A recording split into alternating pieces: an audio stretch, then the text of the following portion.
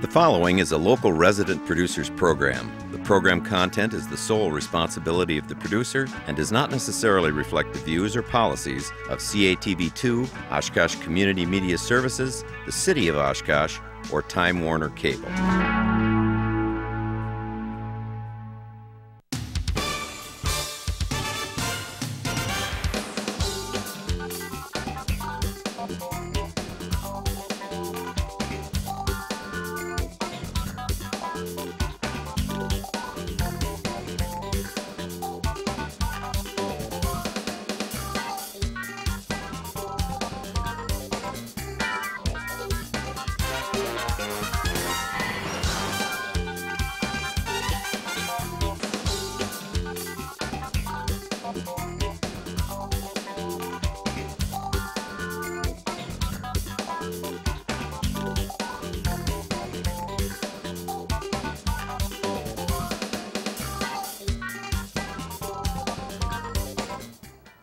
Hi everybody, welcome to another edition of Eye on Oshkosh. I'm Cheryl Hentz. Tony Palmieri, who most of you probably know, was going to be co-hosting with us tonight. He's feeling a little bit under the weather, so he was good enough to send some questions along for our guests, and we will get those answers. And so we appreciate his doing that, and we hope he's feeling better soon. And speaking of our guests, we are joined tonight by Justin Mitchell to my right. Justin is the editor of the Oshkosh Scene newspaper. He works for Winnebago County, right? The Oshkosh and Winnebago County Housing Authority. Okay, It's a all right. separate So entity, kind of a dual entity there.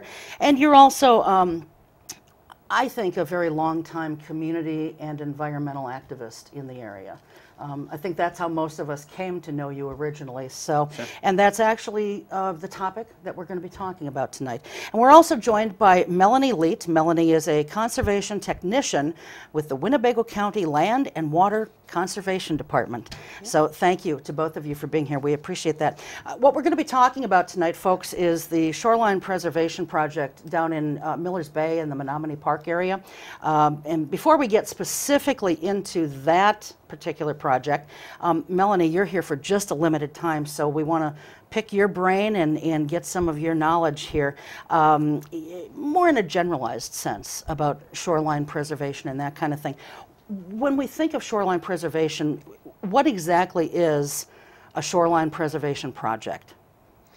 Well, part of the problem with this area, we do have a huge amount of surface water in Winnebago County. We have 17% of the state surface water in the Winnebago pool, which would include the lakes of the area. And through all of this, we have a huge amount of development that has occurred along these shorelines.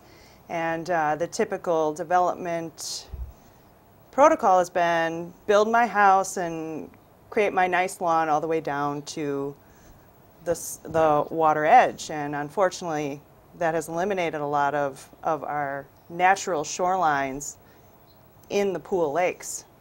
So the shoreland restoration would be trying to restore some of these natural shorelines to what they used to be back before all the development happened in the area.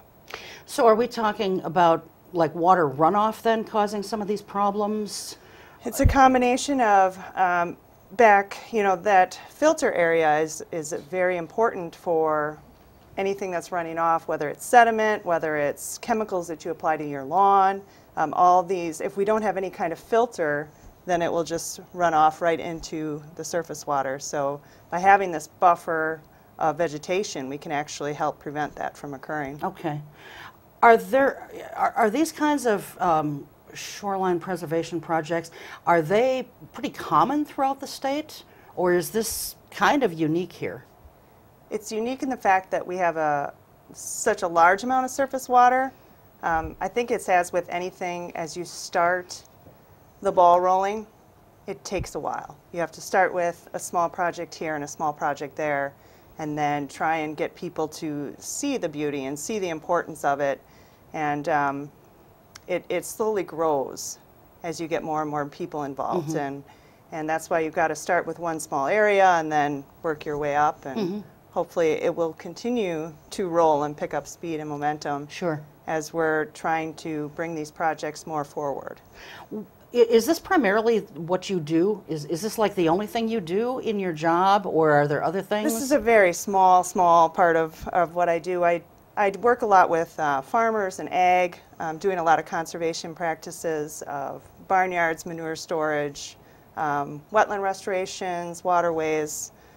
We do a lot of I&E activities with different groups, a lot of grant fundraising and stuff like that as well. Every day is different. I'm sure. Well, that keeps it interesting, Yeah. right? That Yes, it definitely does. So where else in the state, for example, would there be projects like this? I think anywhere that you have large lake areas, or I know they've done a lot of it over in Washera County. They have a lot steeper banks, so they have a lot of erosion on those shorelines where they've been developed. You know, people are building their house up and then cutting all the trees down, and you know, they're having tremendous amounts of erosion. You'll see them anywhere you go. Obviously, if you have a higher energy system on Lake Winnebago, you might need some tow protection of some sort, such as rock, associated along with the shoreline restoration. Because of the ice shoves and all the erosive forces you have there, you might need some additional measures.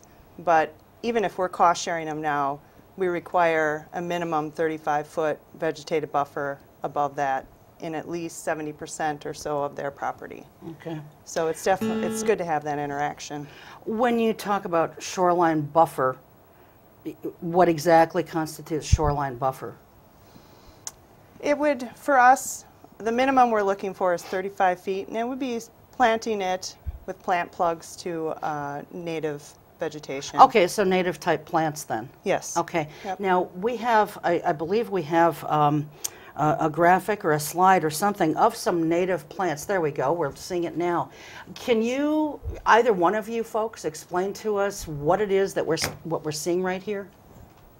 Well, as we look at that, and I do believe on the very far left you can see that there is your typical turf grass vegetation. And the root structures of typical turf grass is about 4 inches. So native plants can go anywhere from 15 to 25 feet deep. So that's why we want that extra depth, because it holds the soil in place better. As those roots decompose, it gives more void spaces. You have more infiltration of the water. It just supports that soil structure a lot more. Okay. So that is just an example of what you would see with a native prairie planting or along the shoreline. Okay.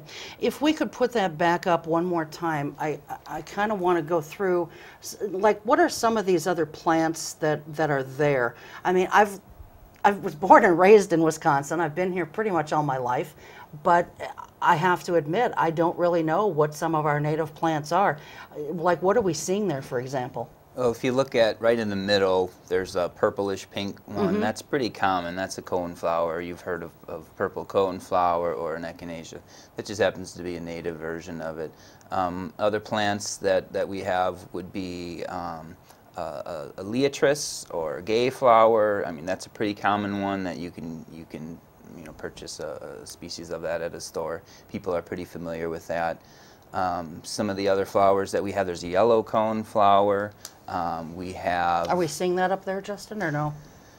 Doesn't look like it, does it? I can't see specifically what's up there. No, it's very difficult. But I was just going over some of the plants that we have at our site. A less common one people maybe aren't as familiar would be like a wild quinine that's native to the area. We have asters. Asters are a flower that people are pretty familiar with.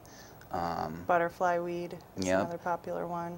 Butterfly weed with the orange flowers. You've got milkweed.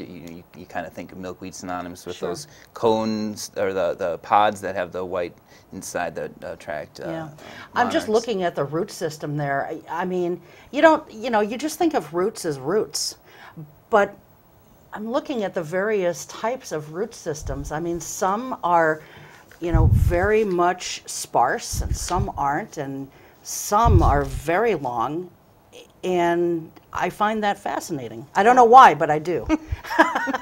And I bet you do too in your job, right? Yes, Yes. When you look at that, when she mentions the far left, I mean, that's like the very far left that you can barely see, that Right. the root system is almost non-existent. And so at our site in Menominee Park, for instance, we have about somewhere between 11 and 12,000 square feet, and there's 3 to 4 of these plants in a given square foot or more. It's a very dense planting, and so you can envision how extensive the root system is, all interwoven.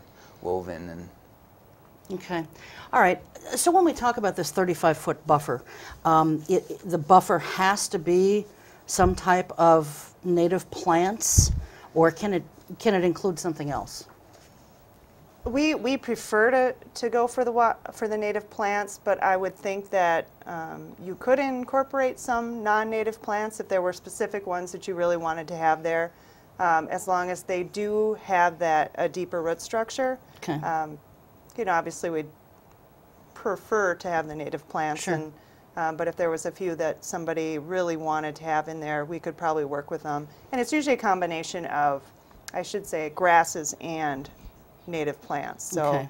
So it has to be something plant-like, though. It can't be like rocks, or that doesn't constitute a buffer.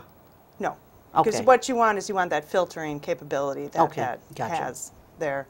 And that makes sense. And we do have, when we have somebody picking these, you know, we have these books that we use that show pictures of all the wildflowers and the grasses, and people can go through and it tells you what conditions they work best in: dry, wet, shade, you know, all the different soil types. So they can actually go through and see pictures when they bloom, because you want flowers to bloom year-round. You don't want to have everything bloom at the same time.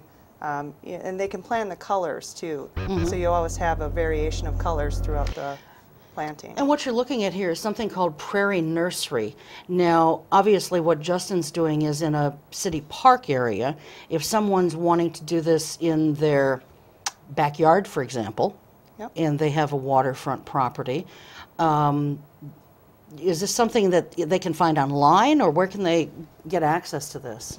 And we don't necessarily promote one person over the other, but this just is a great catalog for showing pictures. But there's a variety of nurseries in the area that we have lists of that have native plant for sale. And I would say typically anywhere from some of the nicer plants, you might spend about $3 per plant down to $1 per plant. So somewhere in there is your typical plant price. But yeah, I would think that you'd be able to find something in that this area. is actually a business. It's an outlet. Oh, that I you- see. So you can go online. Okay. Yes. The owner is often on Wisconsin Public Radio. You can hear Okay. him talking. I guess, you know, the next question that immediately comes to mind is, as you're doing this, do you have to present, say I have a house on the water and I want to do some preservation. Do I have to go to your agency or the DNR, or can I just go out and start planting things? As long as you're not moving any dirt or putting up any structures, you could do this on your own. To plant, though, you have to move some dirt, right? You have to dig some dirt in order. Do you consider that moving dirt or no? No, typically what we do is we actually will either apply some chemical application, some Roundup type chemical to kill off any existing grass, and we'll actually leave that right in place.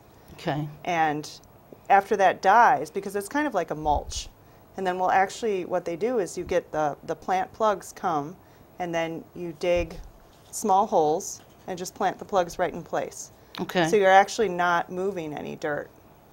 You can if you want to, but you know, being so close to the surface water, if we can avoid working all that dirt up to have it run off, that might be better. Or if you do, trying to put down some mulch or something like that, that'll try and hold that ground in place. But if you are going to be moving dirt per se, Then you may need a permit of some sort. Okay. All right. And would they contact your office for something like that, or would they contact the DNR, or what's the protocol for knowing who to contact? Typically above the ordinary high water mark is your zoning department. Okay. Below the ordinary high water mark is the DNR. Okay. All right. Those are typically who controls above and below that And point. I'm sure if you call one and it's not in their purview, they'll tell you and they'll Yeah. direct you to the right place. And if you're working with us, we contact the DNR and the zoning department. So Okay. You kind of already addressed this, Melanie, but why are shoreline restoration projects beneficial? What do they have to offer? Maybe we should expand on that a little bit. And I discussed this before, with the turf grass, you just don't have the filter that you have with the native plants. And our area has a lot of erosive forces between, I mean, you've seen the ice shoves and the damage they can do. There's so much more boat traffic now, and all those waves hit the shoreline. You also have just the wave fetch across these large surface water bodies that we have. And all of these forces work on that shoreline. So if we only have that 4 inches of vegetation and roots that we were talking about, that's not enough to hold that ground in place, and you end up with huge erosion issues. And so to avoid that erosion, these native plantings are important. The other thing is wildlife. You know, I think I saw a statistic that 80% of endangered and threatened species live or travel through that zone of the shoreline. And it's just as development happens and that idea of I need the grass and I need right to the river's edge, it's kind of a dead zone for wildlife. They don't truly live in those areas. They live in the high grass, except for the geese. The geese love the turf grass. I mean, they would thrive in there, but for everything else, you really want to see that vegetation in there. Yeah. And so you have a lot of loss of wildlife habitat, a lot more erosion, and you know, you just don't have that filter for all the chemicals and the sediments that are coming from the subdivisions and the developments. Okay. And the chemicals that they're putting on to make the lawns nice and green. Okay. I know you have to run, but there's a couple more things that kind of come to mind. If I'm a homeowner wanting to do something, is the cost of this just solely on me, or are there resources available out there that I can avail myself of? We do cost share these practices. Really? Okay. And what we would do is we'd work with the landowner getting something set up. We have a site plan, and we'll kind of work. We don't need the whole thing to be buffered because everybody wants their path down. You know, they might want a fire pit. They might want, you know, so we work with them to try and fit it how they want, and you know, putting the vegetation. Maybe you just want 3 feet tall plants. You know, maybe you want higher plants on the side. So we'll work with them on trying to figure out what to plant where, and then we'll actually cost share 70%. No. On this planting. That's so very significant. That's big. Yeah. And it does take a little bit of management on the landowner's part. You're going to have to, for the first couple years, do some weeding and controls that way, but after that it kind of takes care of itself. So Sure. Now, in the cost of something like what Justin is doing in a city park area, I guess that's why the city has to get on board with something, because you're going to be cost sharing and working with them, or do they absorb this cost themselves because it's a park area? Sure. I can talk about just Okay. for the city projects in particular. To date, the city of Oshkosh hasn't put any money in. We've raised about $11,000. The county has committed $2,000 to the project. We've gotten beautification funds from the Rotary in town. We've gotten funds from the Autobahn. We've gotten a donation from a fund from First Congregational Church even. Yay! And so there's been a good support from, you know, throughout the community of people who want to see this. And one of the things that helped move it forward to make it possible was that it wouldn't necessarily cost additional money from a very limited parks budget.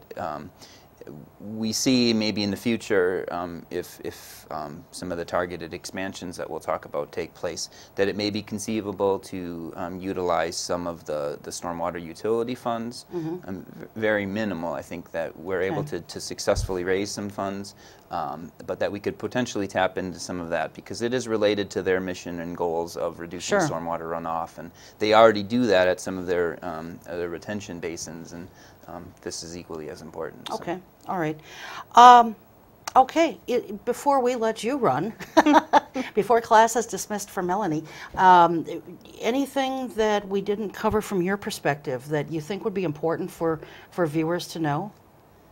You know, we covered a lot of why it's important and how we can go about it.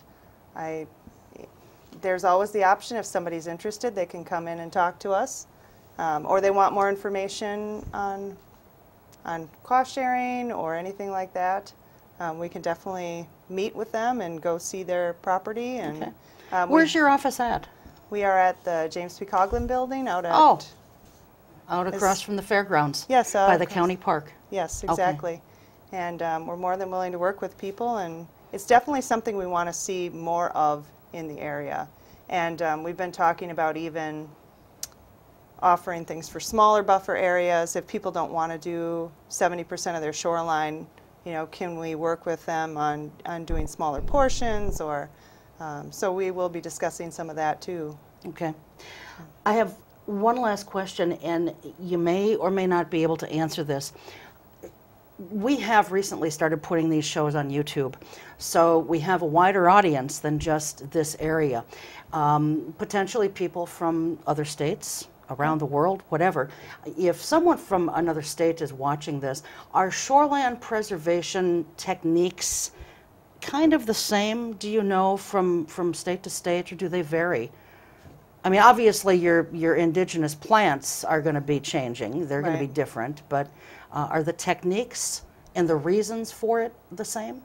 I think some of them will vary just based on you know, what the conditions are of that area. If you have a huge body of water, like I was talking about before, you might need some more protection for that bank, whether it be, if it's high energy, you might end up with more of riprap or rock at the base, or bioengineering. We've been doing more with bioengineering on low energy sites. But you know, the basic idea is pretty spread across, I would think, the whole area. All right. All right. Excellent. Well, listen, thanks so much for being here. We appreciate it very, very much. And we're going to take a short break, but if you are in another part of the country, or even, you know, somewhere else in the world, whatever the case may be, you know, and you need to do some preservation like this, you know, contact your local governing authorities and ask the question, and they can either help you or they can point you in the right direction. So that being said, we're going to take a short break, and when we come back, we'll pick things up and continue on with Justin. We'll be right back.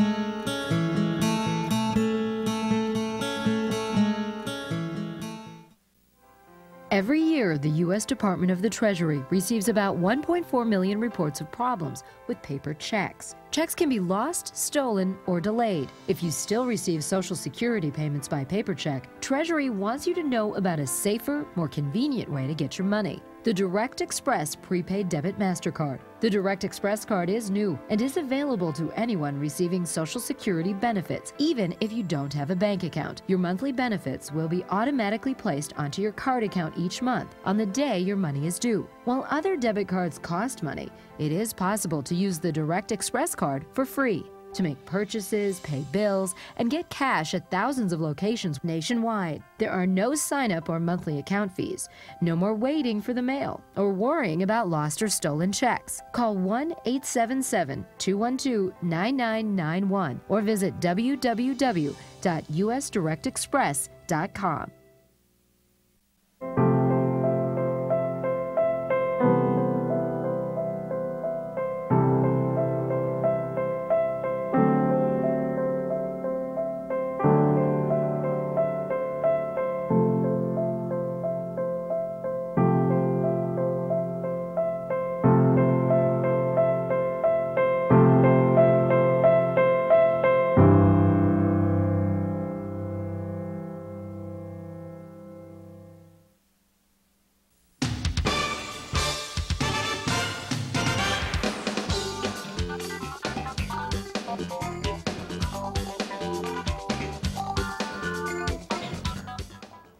And welcome back to the second half of Eye on Oshkosh. And as I promised before the break, Justin Mitchell is still here, and we're going to continue the conversation with him.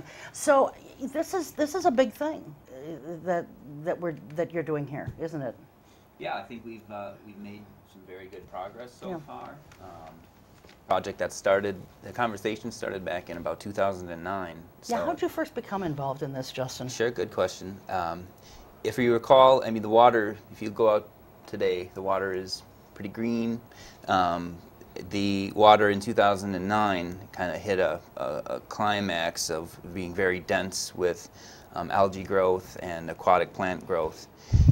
And there was some concerns for boating access in the area, and just the overall kind of management. The city's response at that time, and it had been this for a number of years, was to contract out at a rate of somewhere between $25,000 and $40,000 a year to complete an herbicide or several herbicide applications in Millers Bay, where somebody would go out on a boat. One year it was in a full chemical suit and spray, and the result is the plants die, right? So you have plants that may be beneficial that should be there that die. You also have maybe the ones that you don't want. Unfortunately, some of the aggressive growers that maybe don't die off or that are from another area, it's a fair open space for them, and so there was concern of some invasive species taking advantage of kind of the lack of management. Mm-hmm. In addition, for kind of water quality and for the health of fish, when you leave all of that dying plant debris in the water, when it breaks down, it absorbs oxygen, and so that really lowers the oxygen level in the water, which is just not a good thing. So a number of people raised a red flag on that and said, you know, what is the city doing? The League of Women Voters asked, what's your plan? You know, myself and a number of other people asked the same thing. And the Parks Department worked with State Representative Gordon Hentz and the DNR to secure about $25,000 to fund a study of that area. They contracted out with Onterra out of, I believe, De Pere. Tim, the head biologist for Onterra, he's actually from Oshkosh, and so had a connection there. They came and did an assessment of the plant life. You know, do we have an invasive issue? Very moderate. But overall, they gave a recommendation as to kind of the condition of the bay and some recommendations for what the city needs to do. The quote that kind of launched the shoreline restoration effort, and I'm going to read this here.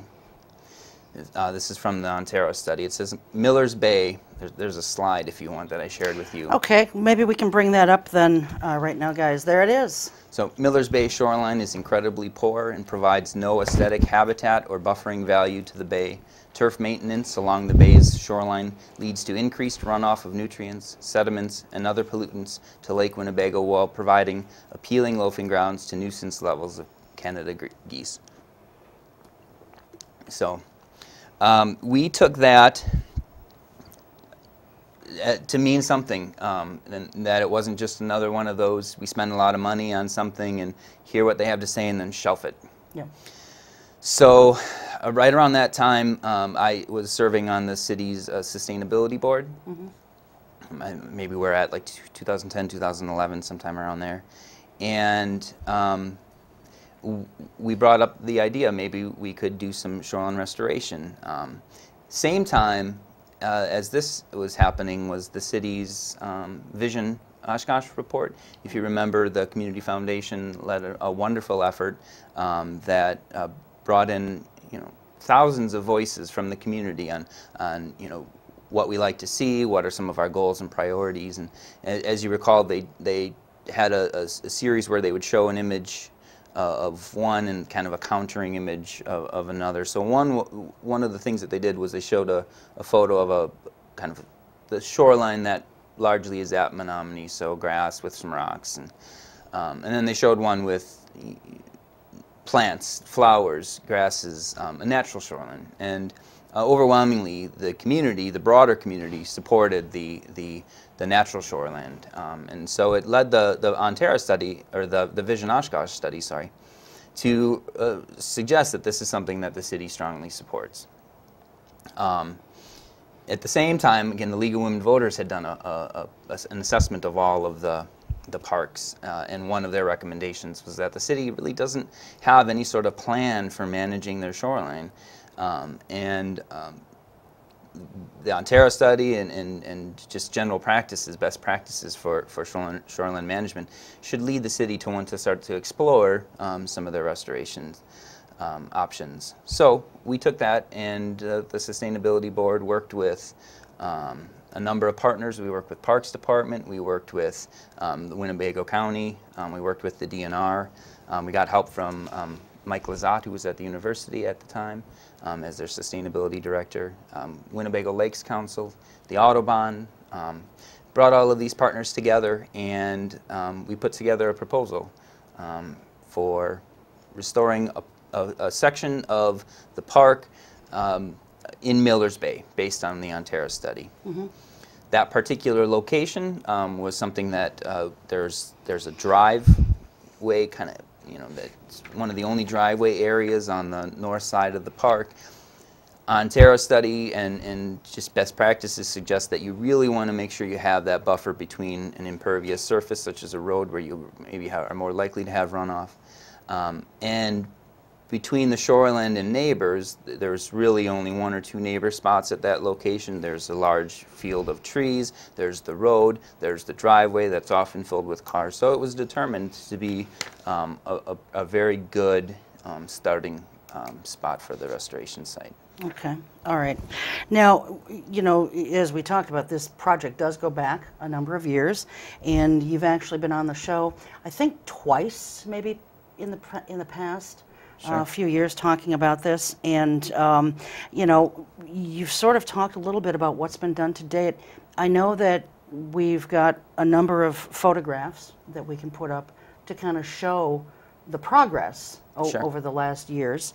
If we can go to those now, I think the first one is installation year one, right, from going back to 2012. So the initial year, when we put it in right away, we partnered with, and should give a full credit to, we partnered with Marshland Aquatic Transplant out of Omro.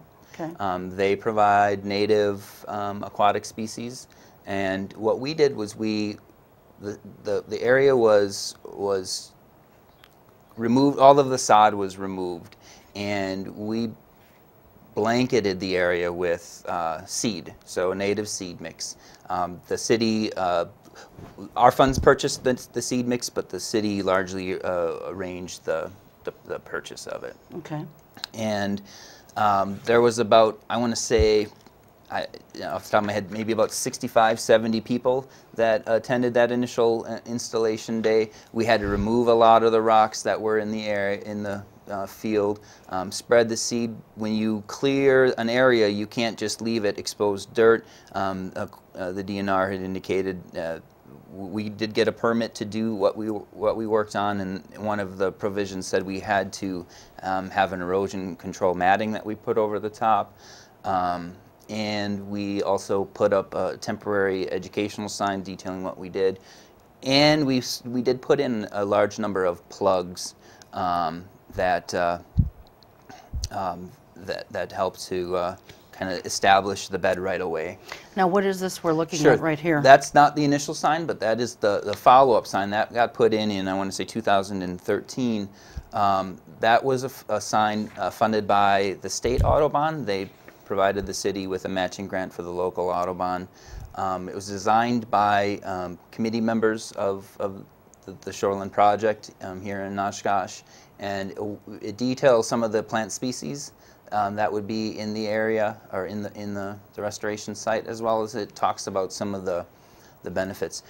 When we're doing work site days, on a typical day you're out for 4 hours, and there's usually like 10 to 20 people who stop by and are checking that out. So I think it's been really a positive thing to have that there. It's a nice size sign on a very sturdy metal post that we put in. How often are you out working on the project, Justin? Sure. So it varies by need. The first year that we installed, you figure you have imagine putting grass seed in your lawn. When you seed your whole lawn, you're going to have some weeds come up. You also don't want to be walking on all of your news, so you kind of left it a little bit, and once the desired plants had been established, the weeds were getting pretty high. So we did come through and we did a pretty comprehensive weeding. The next 2 years, so the 2012 and 2013, we did about 3 visits each year, and I mean those again 4 to 6 hours depending upon what the task is. We put in a trail. The city provided mulch, so we put in a trail kind of near the water. We also put in trails to get to the trees, and this next year we're looking to kind of just widen those a little bit. Removing of some of the common plants that are just present in the park. So you have the thistle plants, the Canadian thistle. You have just typical unwanted plants. If we can stay on top of those, as Melanie had indicated, the shoreline kind of takes care of itself largely. I'm going to jump up a little bit. This year in particular. Well, let's go to 2013 first, so you can see. Okay. Maybe you can see. So 2013, you can see it filled in quite a bit more. Oh yeah. Again, largely yellow. So the black-eyed Susans are, I've come to learn, they're the standard first-year plant, first year of solid installation. There's a little bit of diversity in there, and of course when you look at it at any particular time in the season, one or two species are going to be thriving more than others, but a pretty dense blanket of yellow, which looked I think pretty neat. This last year then, if you go to the next photo here, I mean it's just a remarkable transition. Wow. The diversity of plants that we have there. And that's beautiful. Look at that. I would say that there's probably somewhere between 25 and 35 species of plants that we have there. Some are, significantly more present than others. One of the things that reality of purchasing a seed mix is that sometimes there are, the potential for plants that you weren't intending to be there. So when we put this in, one of our goals was it had to have it be medium to low growth plants, in recognition that there are neighbors. It is a park setting. Unlike a standard maybe shoreline restoration that might include trees and shrubs and all of that, we wanted to keep it to 5 feet and lower. Target area of the bulk of the plants to be right around 3 feet, with scatterings of maybe, a plant its base is pretty dense, but maybe the flower stalk itself is 4 foot, not much of a barrier. There are some plants in here that were not on the initial seed list, and so one of the photos is, you can see, provided of me in a wheelbarrow. We did remove some of the plants that, they actually grow to be 8 feet tall, the cup plant, and in our proposal for our ongoing... Is that the one you were talking about there? Yep. Okay. So it's a great plant. It's a native plant. It gets a really large spread of yellow flowers. The wildlife loves it because the leaves cup the water, and so it's a source of water. Mm-hmm. The root systems are very elaborate, but again, it grows 8 feet tall. So in an area where there may be residential neighbors, we've determined it's not appropriate, and I think the neighbors appreciate that. However, looking forward, we would love to have an alternative location to move those to, mm-hmm. Where maybe there's no residential neighbors, such as the water treatment facility. Those guys don't need a view of the water, right? It'd be okay to have some really nice tall plants there. So. Sure. Let's take a look at one of the next photos here, and explain to us what we're seeing here now. So one of the kids involved. one of the target goals of the plot has been to serve an educational mission. So we've partnered with a neighborhood and an Earth Scouts group. So there was a group of, I want to say, 8 or so 4 to 6-year-old kids that came out and did some plantings. These guys joined us for a day, and again, not something that we coordinated. We put it out. Anyone can join us on a work day. I want to say they each planted about 100 native species right along the shore. So we didn't actually do the immediate shoreline with the initial seeding. And we came back the next year and we put plugs in that area. And so that's what those guys, they helped out doing. Along with that, the next slide was the sign that we put up that we had kind of briefly talked about, which has really been beneficial. We'd like to see two or three more of those. That sign, if you go out, it's pretty good. It costs $500. Signs that you want to be weather resistant and serve a good purpose, they're not cheap, so we'd have to raise those funds to have those out there. But sure. Well, and you know, talking about raising funds, I mean, I was impressed, you know, 20 minutes or so ago when you talked about the $11,000 that you've raised, right, and the sources from which you've gotten those funds. Sure. Well, you think about again, gardening your yard, and you go out to a plant store. I don't know if you garden much. If you're going to buy a plant, you're going to spend $4, $5, something like that. So you're going to do an 11,000 square foot plot, 2 to 3 plants a square foot. That's a whole lot of money. Yeah. Initially, that concept was very prohibitive. The city parks department and others involved didn't think it was going to be feasible to really do. 'Cause you're supposed to go 35 feet back, as you heard Melanie talk about. And when we met up with Tom Traxler from Marshland Aquatic, he said, "Look, we'll do the seeding, we'll do the cover matting, and everything that you need for $1 a square foot." Wow. And so when we were thinking $4 or $5 a square foot down to $1, that really right there made the project feasible. And moving forward, you know, we expect to continue to raise funds. We've talked about doing, we're looking at next year doing a native plant sale. We also have a great seed bed that we've talked about harvesting seeds and growing them as individual members. We have the plants that we want to move. You know, if we want to widen the path, let's say we want to make the path more accessible for folks, and you want to cut out a foot on both sides and then mulch it, those are plants that we can move to another spot as well. So sure. You know, I want to go back when you talk about work days. Sure. You know, how if someone wants to get involved with this, Justin, and they haven't been so far, what kinds of things? First of all, should they contact you? You know, if so, then we should probably be putting up your phone number or an email address or something. Or is there a specific number other than yours that they contact? How do they reach out to you folks? Right. A couple of ways. So we do send out notices through largely online methods.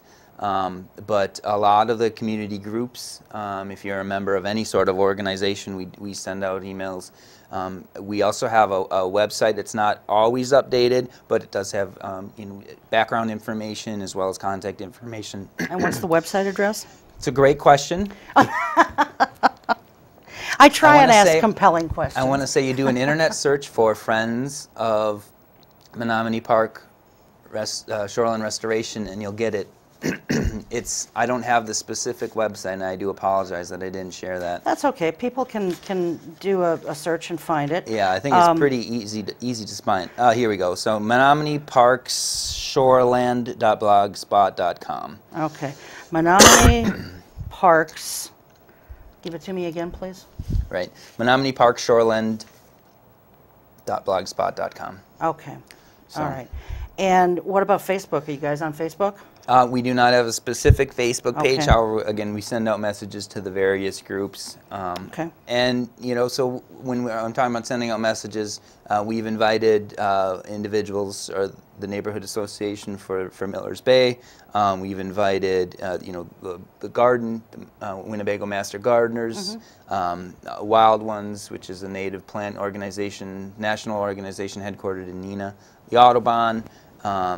Student groups, we've partnered, we've had a high school FFA group come. We really try to spread it out. When there's something fun going on, right? So sometimes it's business. We're going to go for 2 hours, and we're just going to target one particular plant that we want to make sure we get rid of. Then it's more targeted. Before we go, we do have an agreement with the city before we do work that we let them know. So we typically try to give them at least a week notice. That way, there's some sort of coordination. There's not just people randomly going and doing work there. Sure. In addition, they sometimes will provide, like I mentioned, mulch, or if you do a weeding and you remove, let's say, we've removed all of the ragweed that would be present, so you can see it's growing everywhere in the park, just gets mowed down. So if you don't have an area that's mowed, it grows up. So we've largely eliminated it. About 99.9% of it is gone. That was a massive weed pull day that we did, and so the city will agree then that next Monday or something to come and remove those. So. Okay. And why don't you, obviously you've got my email address, Sure. Add me to your mailing list, and when you're doing work days or whatever you may want to put out to the general public, send me an email on it, and I'll put it on the show's Facebook page too. Sure. And help promote it that way. What kinds of things, if people are going for a work day, what kinds of things should they expect? How should they dress? Right. That kind of thing. Yeah. Before we get into some of this more meatier stuff. Yeah, well, it does vary, and so we try to gauge what it's going to be like. So we've done some in-water work. So if you have your waders, bring them. Otherwise, you're going to be pulling and rubbing against other plants. So typically long sleeves, gloves. If you're pulling the thistles, you got to be wearing gloves if you're going to do that. Yeah, we bring water. We've had from age 3, I want to say, till maybe 85 out there. So. Wow, that's fantastic. I see we're down to like 10 minutes here. I cannot believe that this hour has pretty much flown by. Are there any other pictures that we need to cover here? I know that you sent us a number of them. Maybe we could just real quickly go through them. Sure. Like, for example... so focus on what that are we one. seeing here? Stay on this for a second. So the initial approval that we were provided through the Parks Department, which would oversee park activity, was a 3-year initial phase pilot project, and fortunately the site has been a remarkable success. I got a letter here this past week from the director, Tom Davies, from the Winnebago County Land and Water Conservation Department, and he states that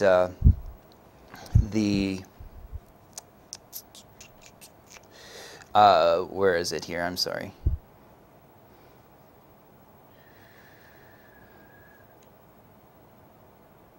That he sees this as an opportunity to create an educational, environmentally positive restoration project in an urbanized setting and simultaneously improve water quality. Mentions about how healthy the current site is, that it's a healthy, diverse, and well-established native shoreline restoration.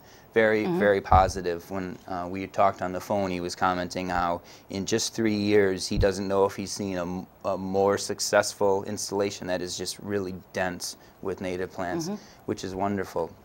So that initial 3-year cycle said after that time frame, we're going to put together a proposal for how we expect to continue to manage it, as well as future goals for possible expansion. This is the 3rd year, and so in October, on October 13th, is the Parks Board meeting where they'll vote on our plan.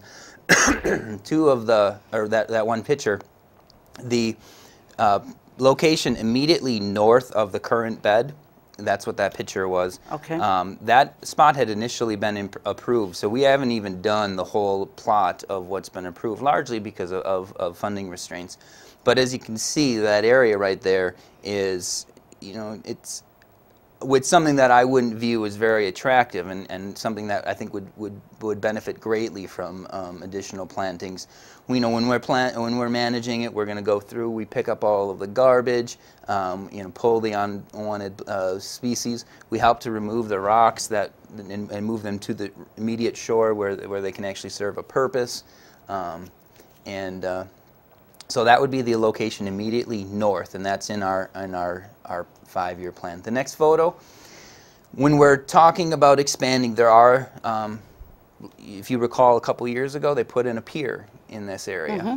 The fishing pier. Very hot topic. It was controversial. Very controversial because there is a delegation of neighbors that live immediately there that, in a way, that park space is viewed as an extension of their yard, and they have a legitimate interest in what are they seeing. And so some of the concerns that they've raised are the height of the plants. So like I mentioned before, we're trying to take steps to reduce some of these tall plants that just appeared really this year.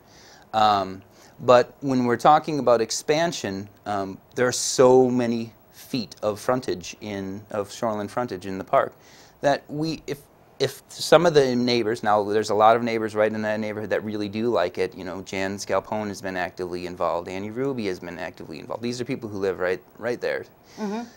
But if there's some that are not interested, we've tried to recognize that there are a lot of areas that we can proceed that don't impact anybody. Sure. Right? So you have a water pump station in Menominee Park right across from Webster Stanley.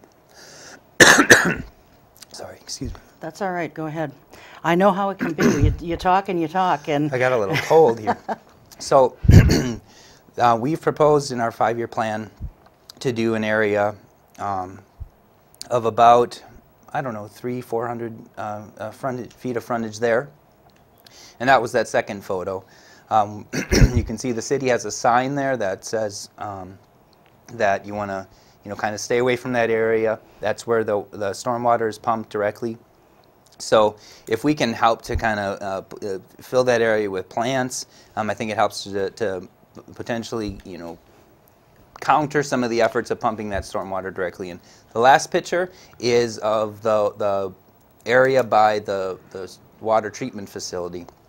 This area is looking to be adopted by the Menominee South Neighborhood Association. Okay. So they've identified shoreline restoration as one of their target goals of something they'd like to do. And this is an area in the neighborhood that members have indicated they would like to work on. And so those would be our 3 target areas for expansion in the next 5 years. Okay. In our plan that we put together, we've specifically indicated that in the next 10 years there's no interest or focus of the committee to do any expansion in front of any residential neighborhood. Okay. We are down to probably about 3 minutes, and so let's try and get to some of these last few questions because they do involve neighbors and neighbors' views. Some of the neighbors near Millers Bay, for example, and you did touch on this, they've opposed this project since its inception.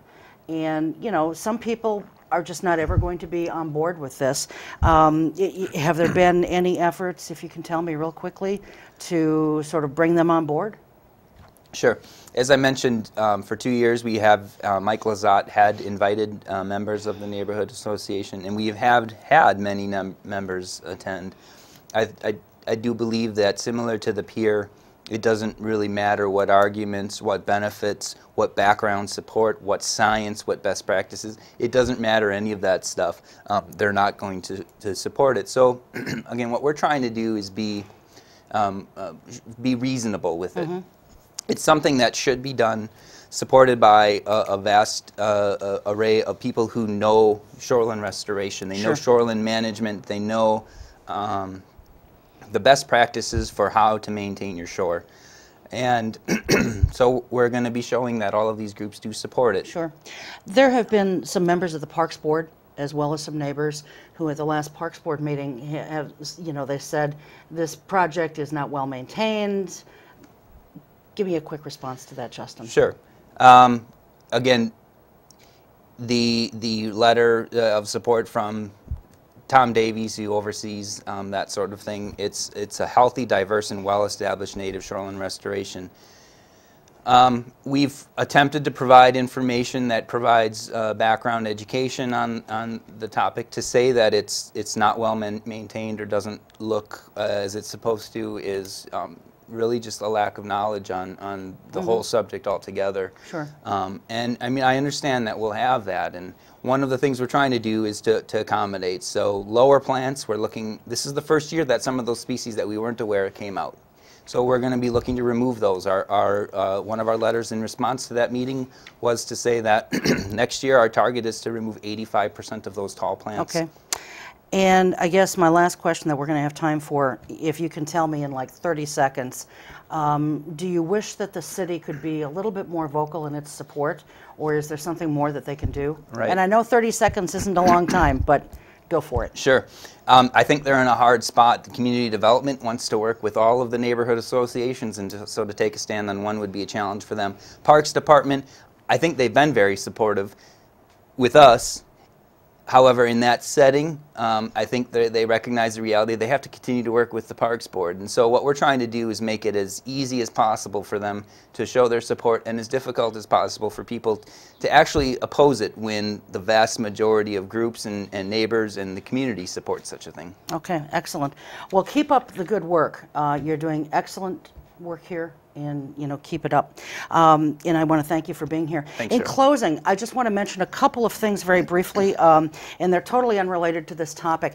First and foremost, the Oshkosh Area Humane Society has their annual Walk for the Animals coming up on Saturday, September 27th at the Sunnyview Complex, which most people probably know as the Winnebago County Fairgrounds.